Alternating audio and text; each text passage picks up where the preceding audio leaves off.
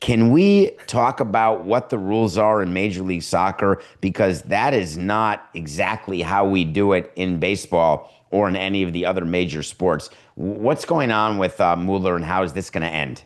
Yeah, it doesn't sound so much like free market capitalism in that regard. So the reason why is that it's by design. When MLS was much smaller, when it was fighting for its life in the early 2000s, they had a lot of rules that they lean in a single entity. The whole point of this rule was so teams weren't outbidding each other for the same player, and so that every player didn't just end up in Miami, well, before they had the team, New York, Los Angeles, and whatever. So this is an outdated rule from an outdated time. As stupid as it sounds, it made sense in that era because the league needed to do everything it could just to survive. But right now the league is thriving, and right now the league needs to continue expanding, and they're too slow to take off some of these training wheels that they had to put on. And discovery rights is one of them. So Cincinnati has his rights, and the rules stipulate if you make a fair and genuine offer, and David, you should know, you'll know better than anybody, that's a little bit difficult to disprove. If you put any offer on a paper, that's a fair and genuine offer in the eye of the beholder. If you make that offer, then you don't have to automatically lose this player's rights. You get compensated for a player you've never had. And in FC Cincinnati's case, they joined MLS in 2019. Thomas Muller debuted in 2005. So FC Cincinnati, the wording discovery rights doesn't do the league any favors. But this is something that needs to change, and they need to get rid of in the year 2025 of Major League Soccer. I picture that this was all executives going around to youth soccer fields and saying, oh, look at that 10-year-old, because we try that in baseball in the Dominican. That's going to be a good player. I discovered you. I'm going to lock him up and keep you. And it seems to me that MLS is going to have to change this rule. Will it be retroactive and deal with this issue with Mueller, or is it going to be going forward? And in fact, this Vancouver-Cincinnati situation is a real problem.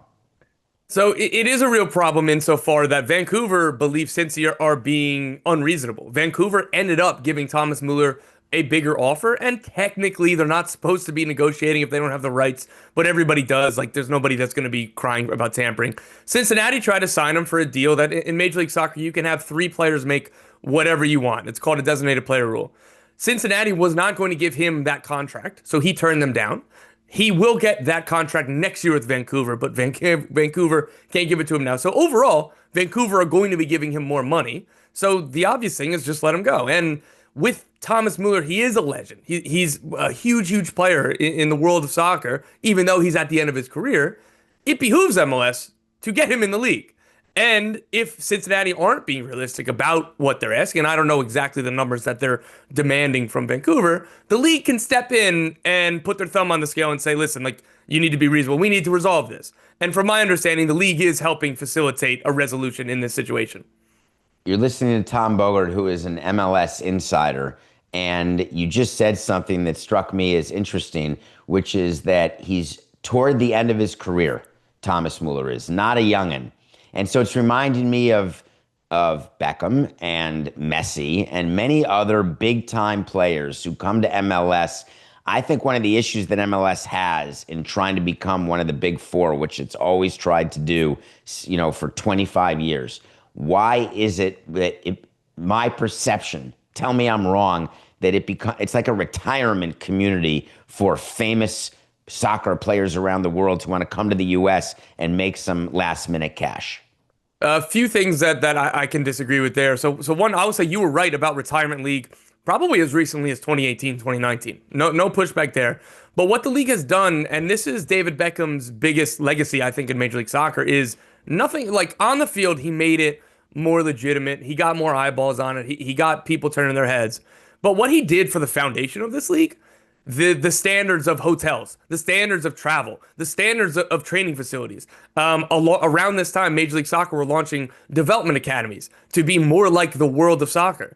And they have done that. So since David Beckham left and all of these kids are starting to graduate academies and get into the league, the level has gotten higher and higher. The training facilities are world class. I talked to U.S. national team players that come from big clubs in Europe, and they say, like, wow, I'm blown away by FC Cincinnati's training facility. It's better than anything I've ever had in Europe. And these are players at big teams. So that's the first point.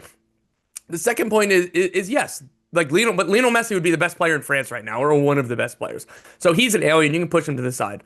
Thomas Muller is joining a team where He'll be the oldest player by far. This team is in second or third place right now in the Western Conference. They are one of the most positive stories in MLS. If they don't sign him, they will be very good.